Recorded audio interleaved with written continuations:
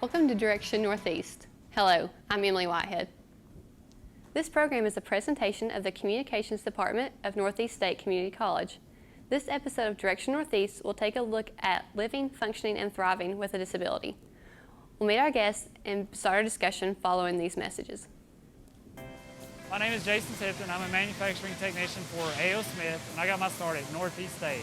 As part of my job here, I do design work with CAD, and those plans are implemented throughout the factory. And I continue to use a lot of what I've learned at Northeast State on a daily basis. I'm the type person that likes working with my hands, and now that I've got a degree from Northeast State, I'm able to do something I enjoy. In manufacturing, it's important to have the right tool for the job. Having an education from Northeast State has been that tool for my career. As a part of Northeast State's American Disabilities Awareness Week, our guest is the founding member of the Tyler Williams Band. He also has cerebral palsy. Mr. Williams is a singer-songwriter who has performed on stage with bluegrass legends Tony Rice, Lonesome River Band, and Balsam Range. Tyler Williams, welcome. Ashley, welcome.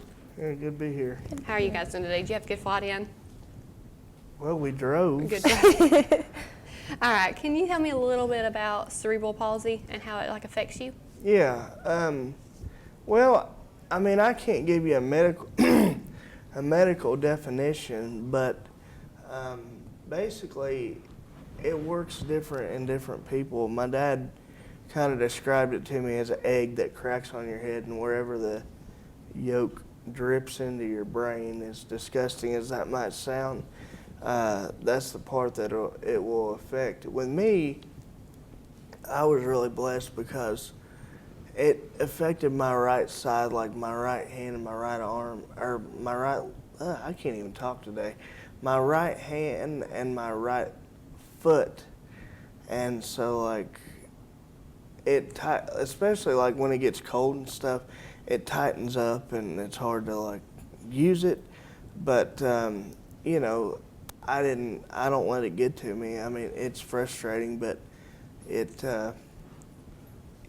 I deal with it. I have a muscle relaxer that I take, and it seems to work. And I can walk. You know, there's a lot of people that have CP that are in wheelchairs and they can't even talk or go to the bathroom or feed themselves or anything like that. And I feel like I'm really blessed that I have it as mild as I do, to where I can actually play an instrument and you know, do that kind of thing and function as a regular part of society. Right, and who got you into music? How did you start learning music when you was younger? Well, I've been around music pretty much since the day I could talk. I mean, when I was a baby, my grandparents always listened to George Jones and Patsy Cline, and of course, from what I understand, Mom said that that the first thing that would get me to quit crying was when she put James Taylor on, because he's got a real mellow voice. So music was always around, and my grandfather, he played piano, my uncle played guitar, and my dad played a little piano. And they won't sing out in public. Mom and Dad won't. Matter of fact, they only will occasionally, like if we're sitting around the house or something. So I'll get them to sing some harmony.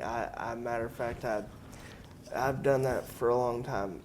Mom, get the tenor part on Ranked Stranger, or, you know. But like I say, it was always around, and I always had access to it, and I don't really have, I wasn't into sports. I do want to do something with my broadcasting degree, but music has always been where my heart is. So when you were learning how to, play, what are certain things? When I was learning,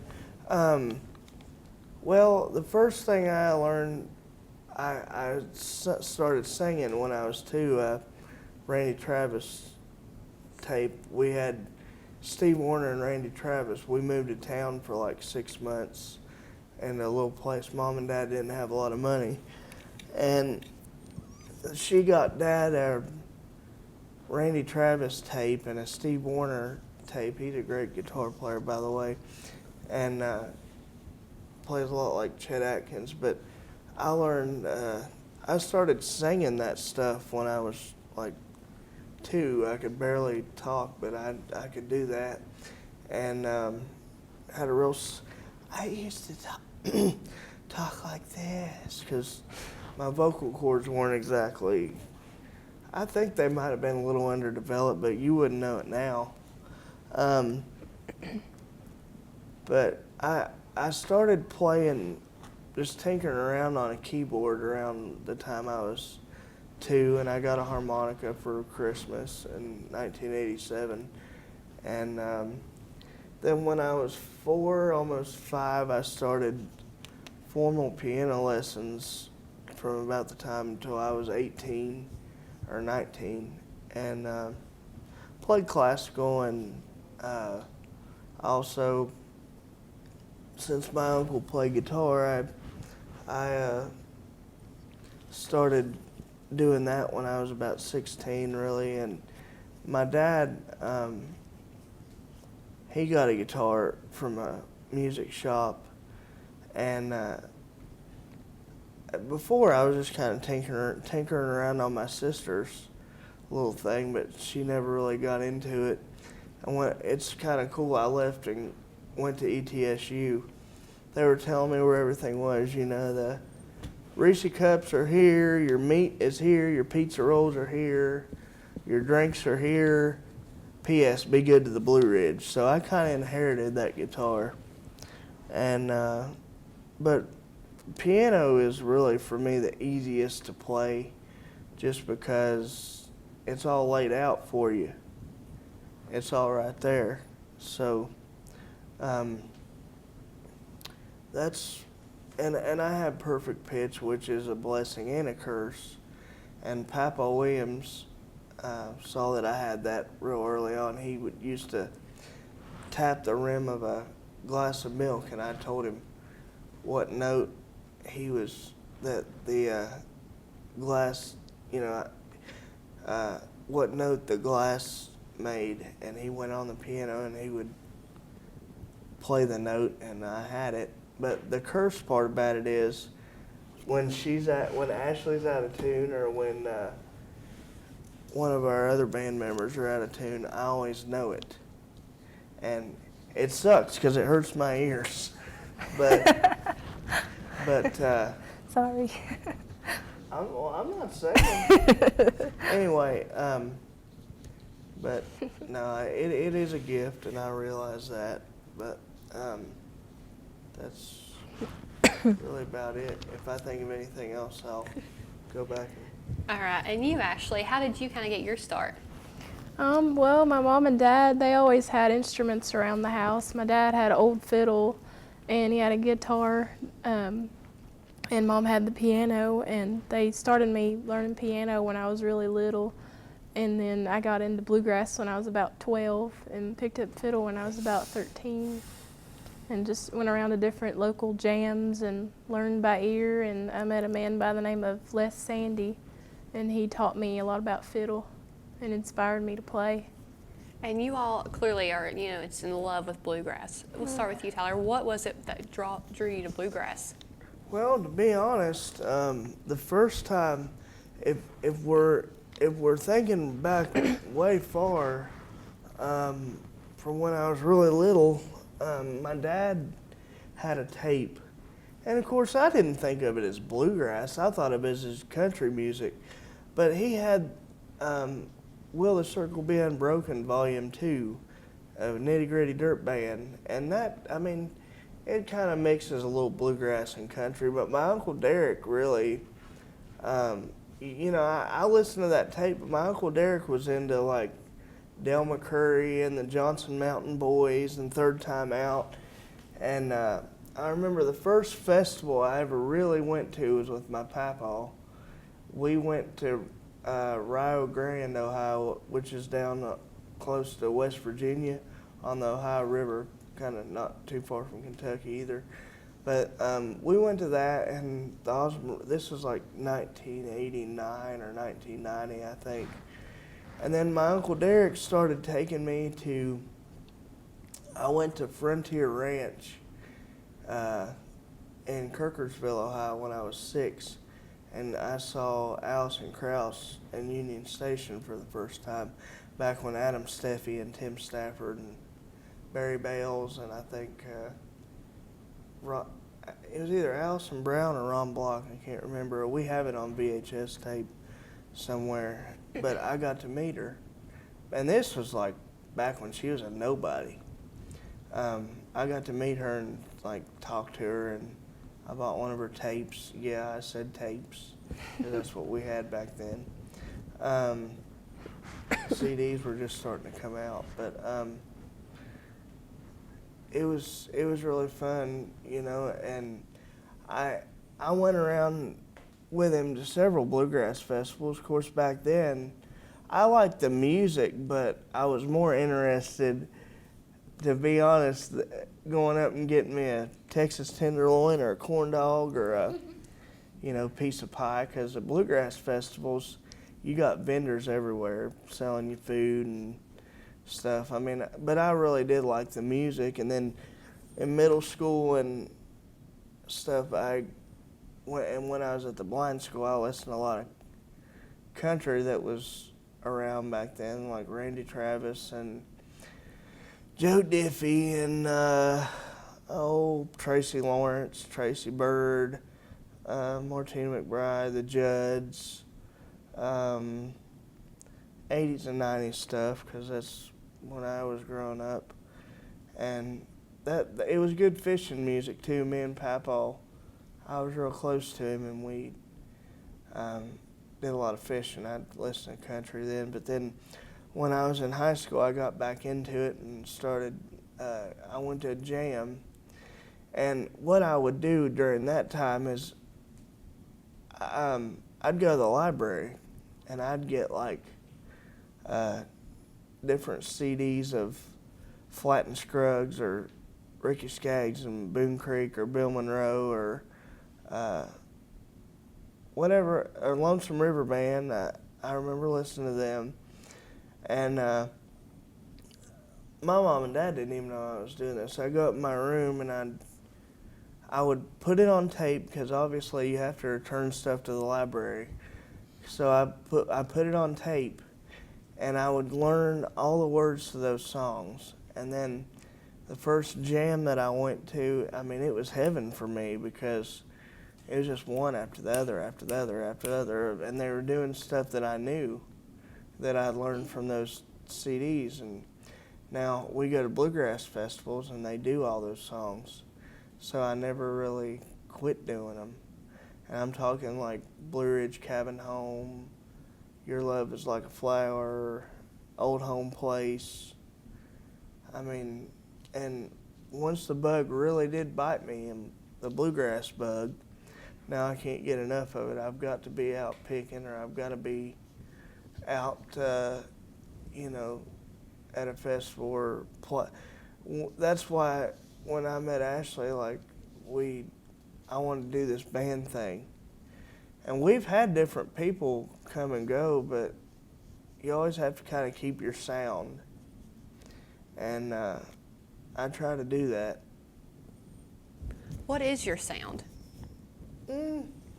Well, I like to think it's everything that I was influenced by, you know, traditional country. And it's not traditional bluegrass. I mean, it is to a certain extent, but I kind of mixed a little traditional country with some jazz, with some, you know, traditional bluegrass, and some what they call mash these days, which it's hard for me to explain what that is. It's kind of like one tempo, it's a modal kind of bluegrass. A lot of the younger kids, like teenagers, are doing it these days. It's a lot like Third Time Out, Lonesome River Band, Dan Tominski Band, the Boxcars. Those bands they're great pickers, but all of them have kind of come up with this sound of today's bluegrass. And I love to quote unquote mash with the best of them, but that's not all I do.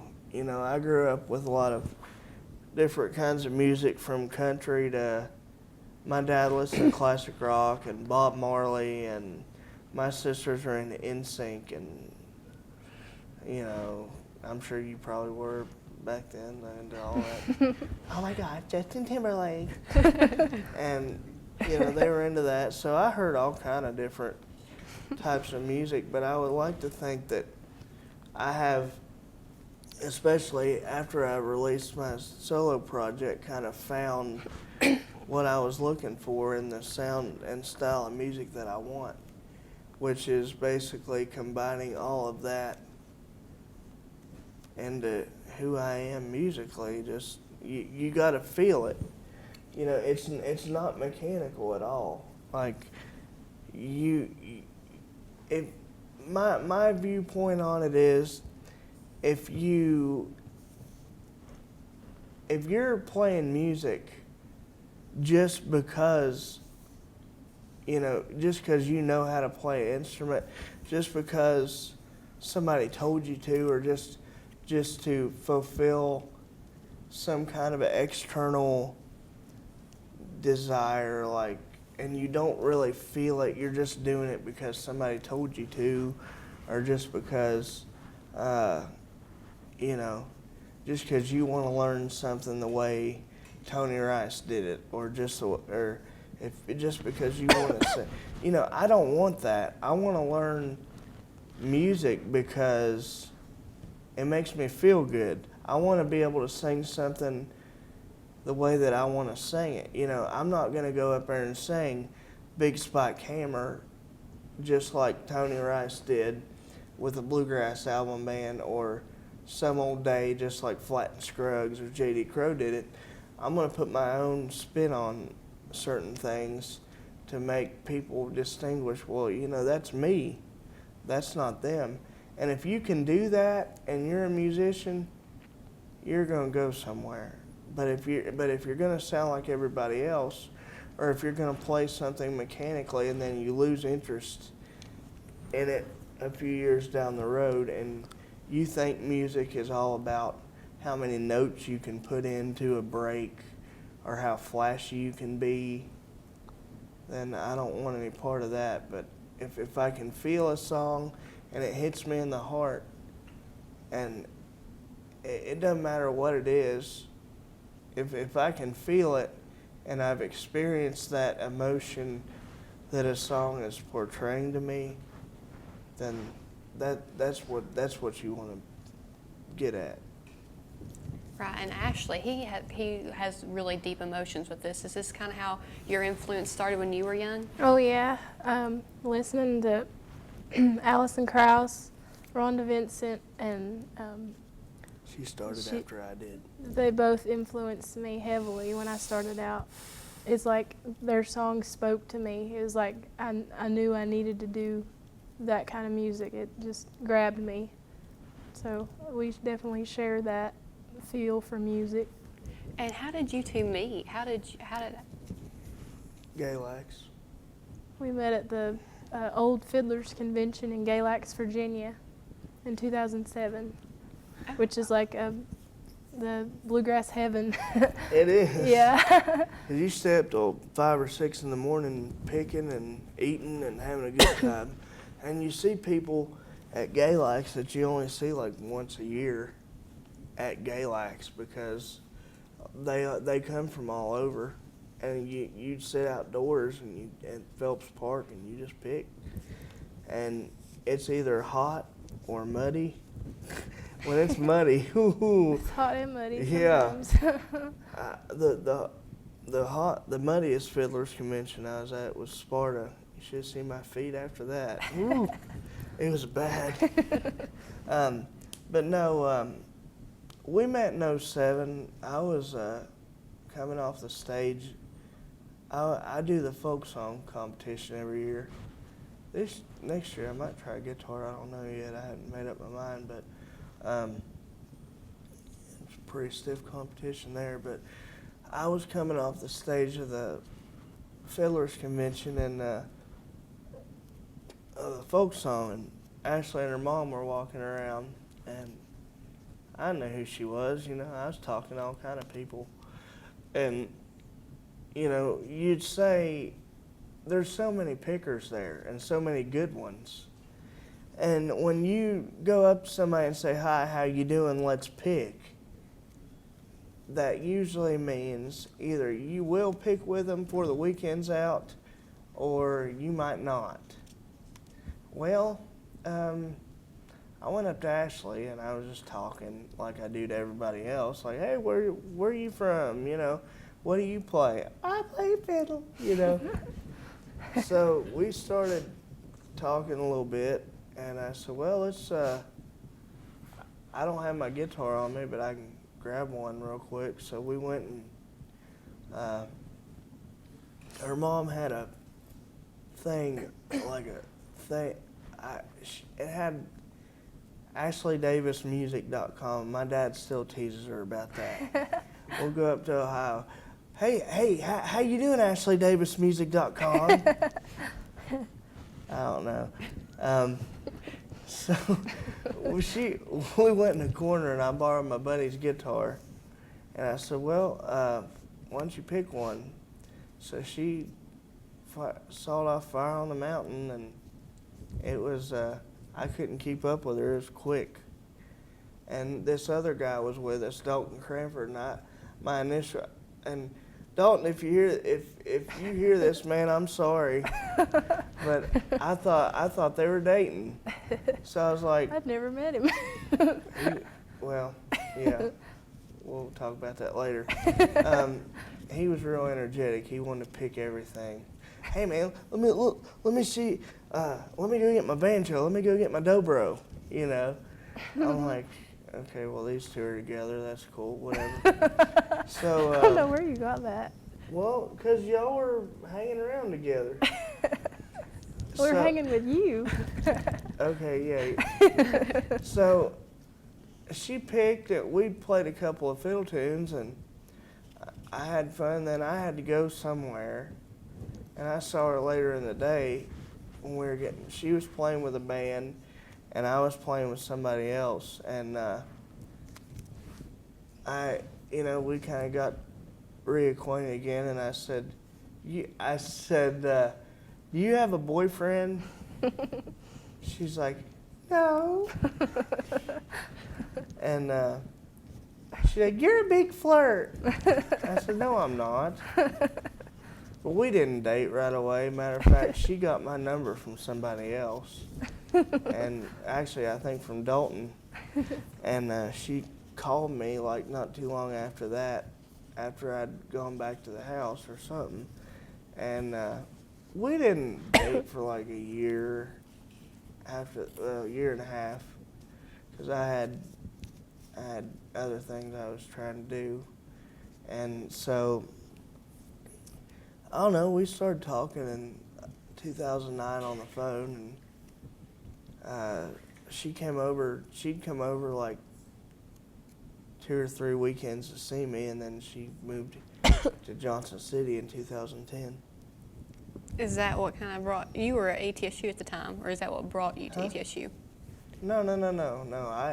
I started at ETSU in 2006, so I wasn't dating anybody. I was just doing the college thing. Yeah, and if you know what I mean. Yeah. And like, where do you all go from here? Like, you all are getting ready to release a CD, and what's that feel like? Pretty good. I mean, it's my solo project, and I did a CD in 2006 with a guy named Marty Leedy, and it was for the Crooked Road Foundation in Southwest Virginia, up there around Galax area. So I did a CD with him, and then about 2 years ago, I guess it was, I decided I wanted to do one of my own. So I got the pickers together, and it took a long time to get things the way we wanted them to do. And if Ben hears this, he knows what I'm talking about, because we've spent a lot of time in the studio fixing things and tweaking things. But it's a good CD. Matter of fact, when we get done here, I'll let y'all have a copy of it. We've got a bunch of them around here, so All right. Well, when we have pre-releases. yeah. Well, when we come back from our commercial break, we'll have you all play a little something for us. Okay. All right. Thanks. Thank you. We'll be right back after this message and with a performance from Tyler Williams. My name is Ann Rowell. I'm an actress, and I got my start at Northeast State Community College. Just as acting truly allows me to express myself and learn new things about myself, my whole experience at Northeast State has allowed me to do that. I've found new interests, new hobbies, new passions that I would have never known had I not come here. Northeast State gave me a quality education, amazing friendships, but most importantly, it allowed me to discover who I want to be. That concludes the program for today. We have talked about living and performing with the disability and disability awareness. Community is very important to the students at Northeast State Community College, and this program takes a look at a few of the things they find important. Ladies and gentlemen, Tyler Williams.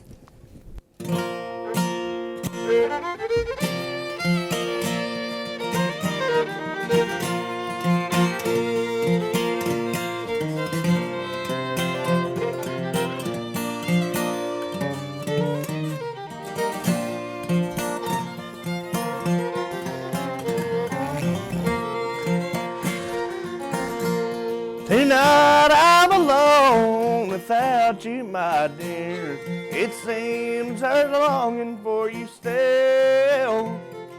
All I have to do now is sit alone and cry in a little cabin home on the hill.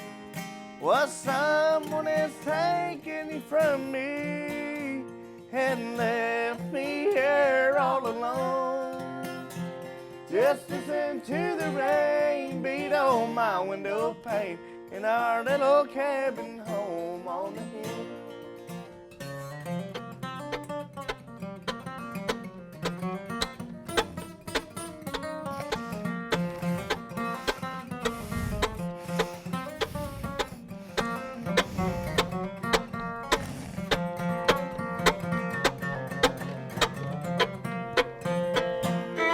I hope you are happy tonight as you are, but in my heart there's a longing for you still. I'll just keep it there so I won't be alone in a little cabin home on the hill. Well, someone has taken you from me and left me here all alone. Just listen to the rain beat on my window pane in our little cabin home on the hill.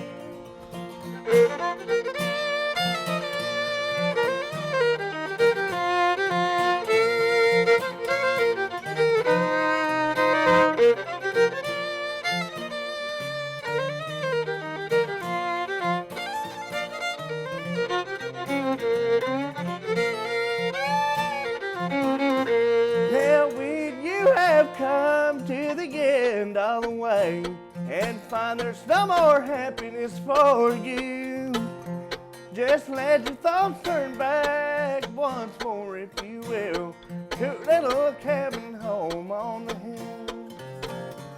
Was someone has taken you from me and left me here all alone? Just listen to the rain beat on my window pane in our little cabin home.